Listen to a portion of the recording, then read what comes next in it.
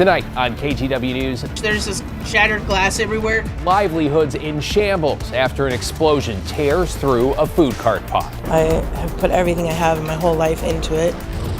Also tonight, questions about how a murder suspect mistakenly walked free despite a judge's order to keep him locked up. Plus, the sneaky devices that could be hiding at checkout. We have definitely seen an increase in the last couple of days all throughout the metro area. The telltale signs of card skimmers that could save your bank balance. And later, it's moving towards good things, and I'm really hopeful for this. A Portland City Councilor's new idea to make sure local stores stay in the Rose City. Good evening, everyone. Let's get right to breaking news in Northwest Portland, where authorities say one person has been shot and killed. This is the scene on Northwest Nikolai Street near 29th. Police say shots were fired just after 8:30 this evening, and while paramedics and someone in the community tried to save the man, he died at the scene. Right now, Northwest Nikolai remains closed for several blocks. No word yet on a suspect. We, of course, will keep you posted. Thanks for joining us. I'm David Molko. Natawa Gresham murder suspect mistakenly released from jail, and tonight we have some clarity in what may have gone wrong. Alma McCarty's been digging into the story. So Alma, what have you learned? Well, David, while the Multnomah County Sheriff's Office took responsibility and said the defendant should not have been able to post bail, they explained that their employees acted in good faith based on information available at the time. This is Ty Sage, the 26-year-old suspect jailed for second-degree murder, but mistakenly released on Monday.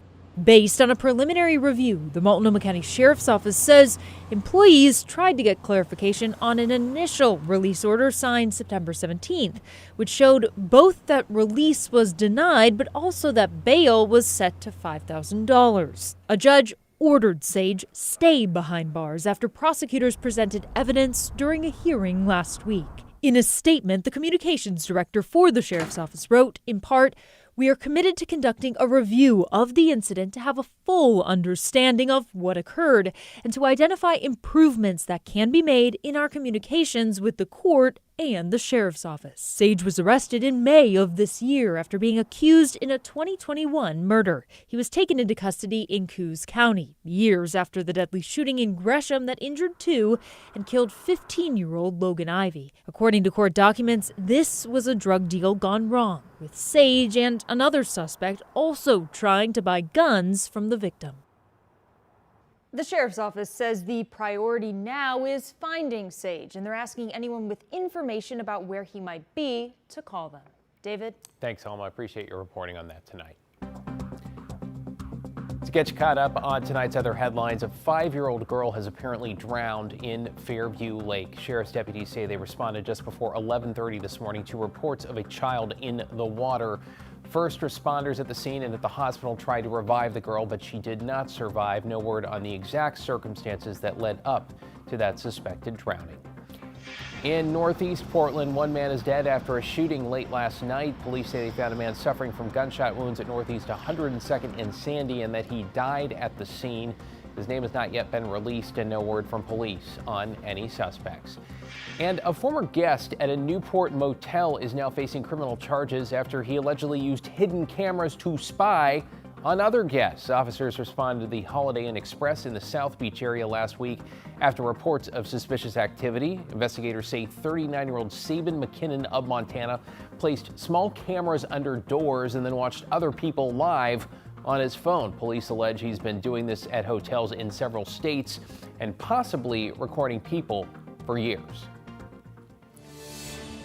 Developing this evening, neighbors and small business owners at a Southeast Portland food cart pod are reeling after the aftermath of an early morning explosion that set flames and smoke billowing into the sky. Celine Stevens talked with some who are just beginning to pick up the pieces.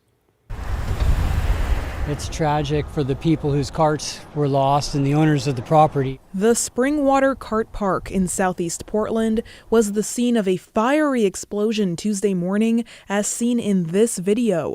This was as a result of a leaking propane tank that was on the interior of this particular food cart.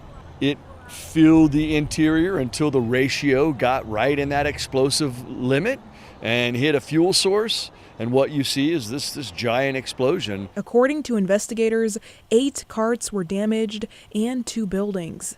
Business owners left overwhelmed. So I didn't expect it to be this bad, to be honest. It's my heart and soul. I have put everything I have in my whole life into it. I did this all by myself. The explosion happened early Tuesday morning before 5, booming throughout the neighborhood. I did not expect to see all that damage. There's just shattered glass everywhere. This woman says the explosion was so loud it cracked the windows of her home, just a few blocks away from the food cart pod. For me, it was loud. I could feel my whole house shook like an earthquake. Some people like Mitchell Tucker came to check out the damage to his family's food truck. This was blown out and was removed from the housing. When I drove up, I could see the explosion or the explosive damage because I drove around, and I saw just people standing around looking shocked. While some carts on the lot were able to open Tuesday afternoon, every once in a while I like to come up down here and get something to eat. the cleanup process was just beginning for many. It sucks that it happened, and I feel really bad for these people. I know that a lot of them, this is like livelihood. It's just a very unusual situation. It's not something that replicates itself often, or we'd probably be in a different situation with the acceptance of all these food cart pods throughout our communities. Authorities say to always make sure you turn off the gas when you're done using propane.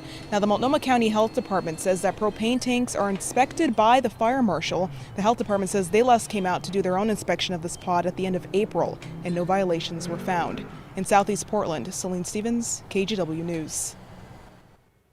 In an update this evening, relatives of the 3 people electrocuted to death during the 2024 ice storm are now suing PGE and a landlord for hundreds of millions of dollars. You may remember Tajalia Briggs, her brother Teron Briggs, and her boyfriend Devontae Nash died after slipping on the ice and coming into contact with a live wire. All 3 were trying to protect Briggs and Nash's 9-month-old son, who survived thanks to a neighbor who put herself in harm's way and got the baby out of there. The lawsuit, which seeks $375 million, alleges PG failed to maintain the wires and pole in a safe condition. It also claims that Legacy Property Management failed to keep the driveway clear of ice and to warn about dangerous conditions.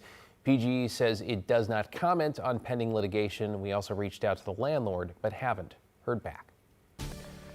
Okay, let's take you outside now on this Tuesday with a live look over downtown Portland, where we saw rather warm temperatures on this, the first full day of fall. Chief Meteorologist Matt Safino's here. Matt, sounds like more nice days coming ahead. You bet, David, certainly are. And today was really an amazing day. We made it up to 88 degrees in Portland. Now, the record is 94, so we weren't super close to the record, but we were way above the average of 75. Upper 80s throughout the metro area, 90s in Southern Oregon, near 80 at Tillamook, 77 at Astoria, and then 80s all across Eastern Oregon. So all of Oregon enjoying summer-like weather on this first full day of fall. Let's put a bow on summer, shall we? The average high temperature in Portland was 82.2 degrees. That is the 10th warmest average for summer on record, and the records go back to the 1930s. The average low temperature even more impressive. That was the 3rd warmest on record with an average low temperature of 60. Low temperatures have really been ramping up over the last decade or so, and in fact, 9 of the 10 warmest years with an average high temperature have all happened since 2012. 10 of the 10 warmest years for the low temperature have all happened after 2013. So again, pointing to the trend of warmer summers over the last decade or so. Tomorrow, another warm day. We'll get up to about 84 degrees, be 66 in the morning and 56 in the early morning. And tomorrow, sunrise at 7 o'clock. That's our last sunrise, 7 o'clock or earlier for the rest of the year. So days continue to get shorter. So it will get cooler on Thursday and Friday, then warm up again Saturday. Then we got rain on Monday and Tuesday, and some of that looks fairly substantial, David. We'll check out those amounts in a bit. Back to you. Gotta enjoy that sunshine while it lasts. Thanks, Matt. A new study shows foot traffic in downtown Portland is up this year compared to last. According to Downtown Portland Clean and Safe, from January to August, foot traffic was up more than 5%. It is more than double what it was in the first half of 2021. Andrew Hone, the Portland Metro Chamber president, was part of the group that did the study and says there is still, though, a lot of more work to be done.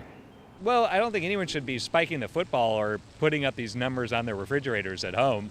Let's be realistic. We're still not where we were pre-pandemic. Everybody has a yearning for that moment in time to say that's when we'll know Portland's back, and we're not there. I would say there's a lot of foot traffic in downtown. Many of us feel quite safe. I mean, I would just say it's but I can't say that on TV.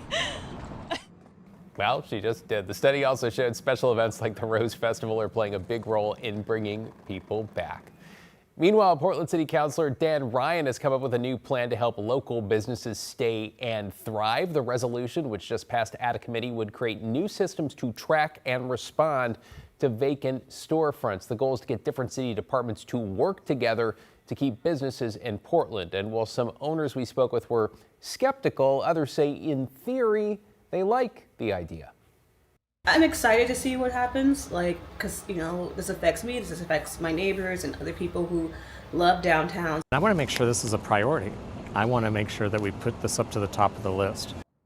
Councilor Ryan also wants to establish a hotline for businesses to call to get support and information. That resolution, by the way, now heads to the full council.